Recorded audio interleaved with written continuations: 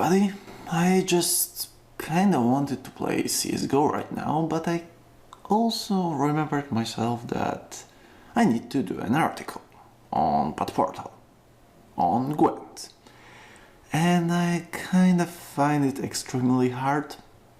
I mean, when you just generally playing let's say a rebuild, because a remake is not really a word that you can call Gwent Online right now. So if you're playing a rebuild of a game, you expect it to be like how the old game, how the new game, maybe the old game with you know, all the new textures, but basically the same story, the same gameplay, just like Modern Warfare Remastered is right now. But Gwent is like totally different, and it's just making the whole review part really awkward, especially if you're a Gwent player like me that was playing way before the online version came out. Oh, it's in closed beta right now, but CD Projekt Red is just like going like that with all the codes right now after the first the first spree. It was just everybody that actually signed afterwards or after the time just went on the kill the servers event. Yeah, practically everybody of my friends right now have a code. And everybody feels the same way. Why? Because the only thing that actually stayed the same from the original Gwent from Witcher 3 game is practically the idea of the game. Graphics changed, whole deck building experience is extremely different. We also have one more full deck of cards, and I believe there's like no actual card that was just transplanted from the original to the new game. The biggest change is actually when you play the game, it feels like Gwent because it looks like Gwent, but it also feels like a heavily modded Hearthstone, because whereas you had normal Gwent that I have right here, like 95 to 99% of the cards, depending on your deck, was passive, or rather were passive, because there were multiple cards in your deck. It was minimal of 22 cards, yeah, or 24. I don't quite remember it now because the settings have also changed in the new game, so like 95% of the cards were passive. You just put them on the battlefield and they were just staying there doing nothing, just giving you the points. And it was like the whole round of Gwent was like preparing the battlefield for the battle to begin at the very end of the round. And now it's like the battle is going on within the round, because it is very hard to actually get the card from your deck that actually does nothing like in the original game. Practically like half of the cards from the deck actually deals damage in one way or another, and more are like transformation cards. Like for instance the cow card from the original game that was just like you put in there in like somehow the similar fashion to which would you use a clear skies just to pass your move and just wait for the opponent. Right now it actually has a special ability, and after it's removed from the playing space, no matter if it's Crotch or other of now multiple special cards to the graveyard, it just spawns another unit, which is worth 9 points instead of 1. So basically the whole game feels like an original, gives the same fun as an original, but is completely different. And here we are. Also, I just kind of forgot about one thing that hasn't changed, and that is the art style. Music has changed. I remember that, or rather I believe that there's one music piece that I actually got into the soundtrack as of now that's from original, but there's no all the good old fancy Gwent music right now. And I kinda have also everything just silenced out or muted just because of copyright issues and all the magical stuff. And I'm trying to play the games with the Northern Realms deck, but it doesn't quite cut the job, mainly because it's very hard to actually win with these. Because right now what seems to be the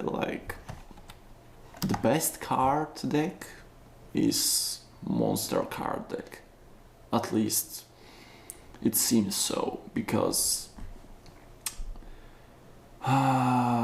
when you actually try to play with anything other than the monsters, it feels like your win rate is totally random.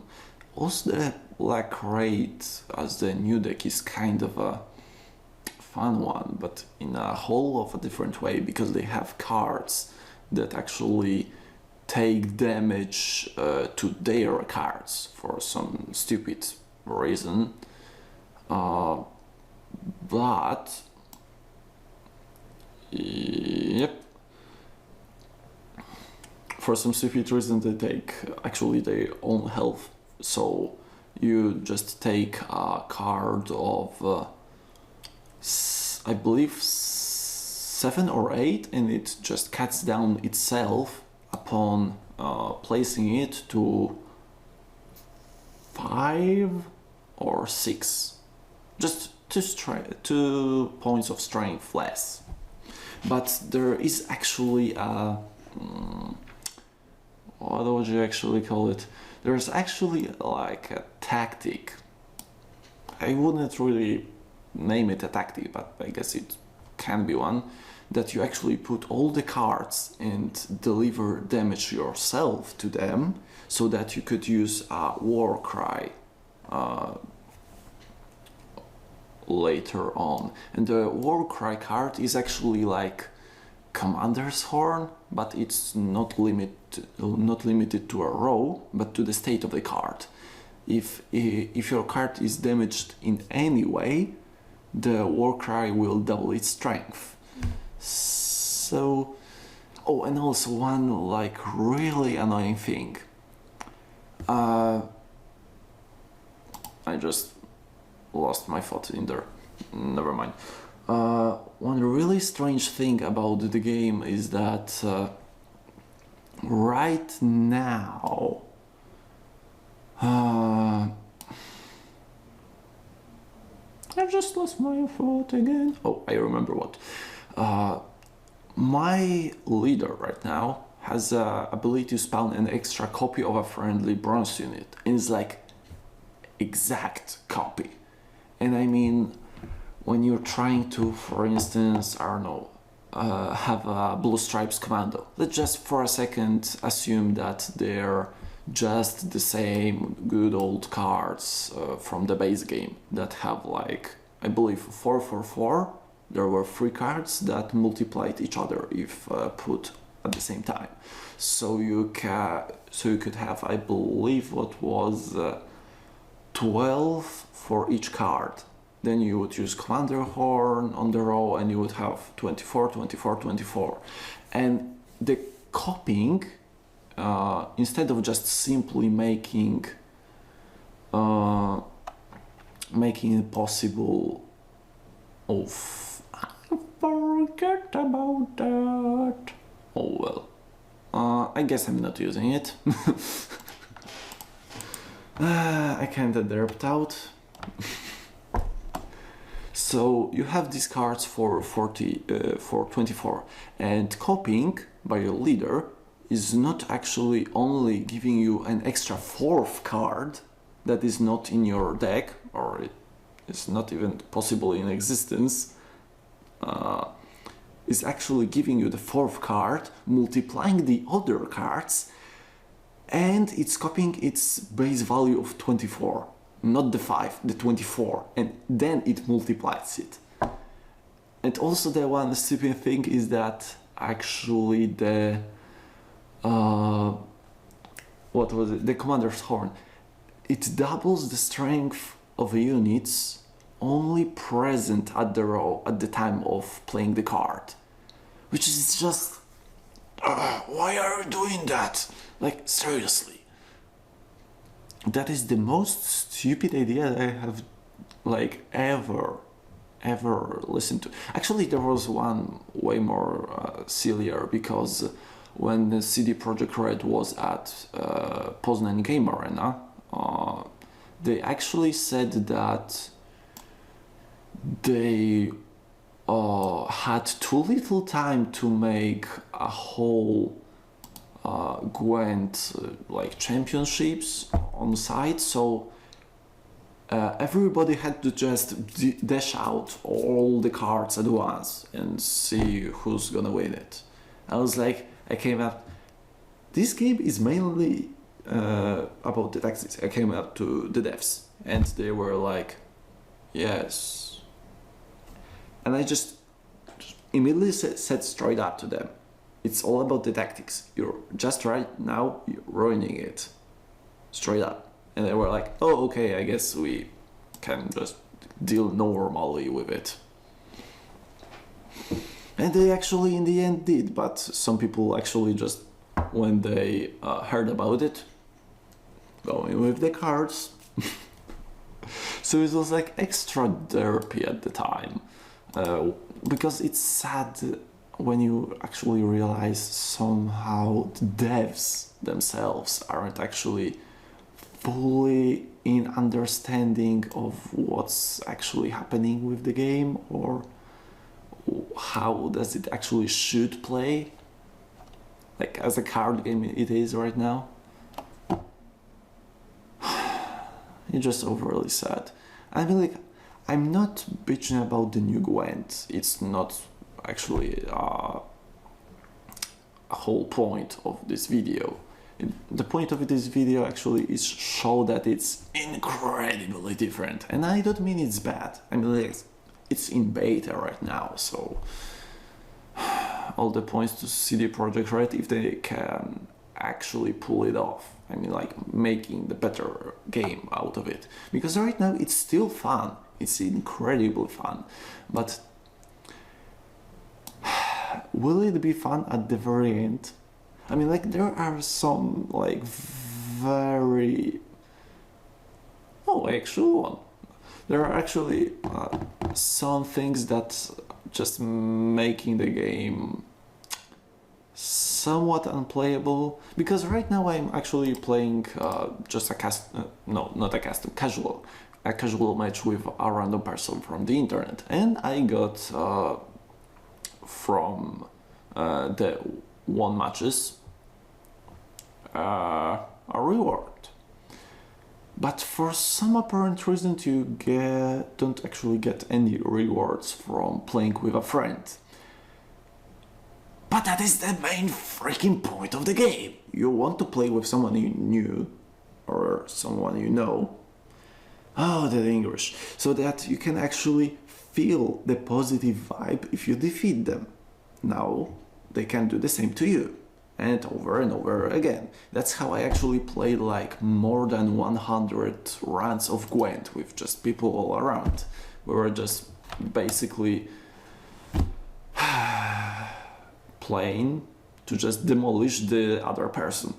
And actually, in most cases, I came at the top, but some of my friends are actually like extremely lucky because they were going with, for instance, monster deck, and they just were passing cards the way that in every, like literally every round, they were a few points ahead of me, even though that I utterly crushed like 90% of the people I met. So yeah, the actual main point of the game. It is there, but it doesn't work the way it's supposed to be. Because, I mean, what's the point of making a level system in the game if you can't actually level up, like, properly? I know that it is to just, like, kind of forbid grinding, but you should just play this game. I mean, like, there's one solution to the problem, because right now if someone just surrenders throughout the game, or even at the very beginning, it actually still dishes out the reward for the person that doesn't, for the like whole reward and XP and the material reward, because right now you have ores and scraps. Scraps are used to craft like the desired card, and amount of scraps that are needed are between, I believe, 30 and 800. So it's like a lot, especially you mostly get 5 scraps per game if you get the good game award from the other player. And ores, and each 100 ore you can buy a card keg, from which you get 4 + 1 cards. Oh, and actually a funny thing, I just show you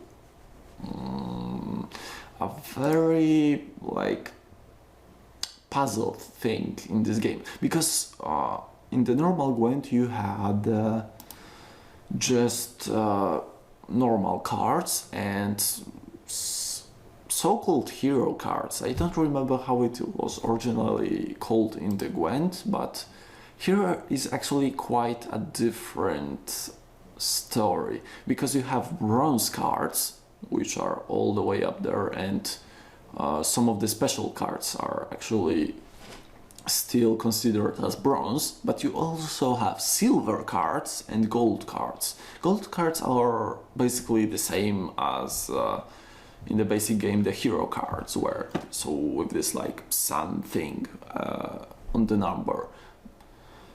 And silver cards are like something in between.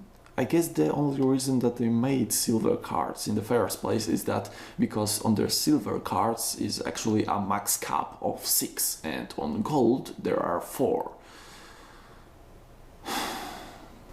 I don't know. I am just puzzled with this game, because it's still the same feeling, but a whole different story. It's like just yeah, it's actually the same as if you were reading a book of Zubkover and then playing a game of Witcher. It would be kind of the same feeling. You're in the same world with the same main hero, but the things you do are somewhat similar only, and that is all. I hope you liked it, and I guess have a nice day. See ya.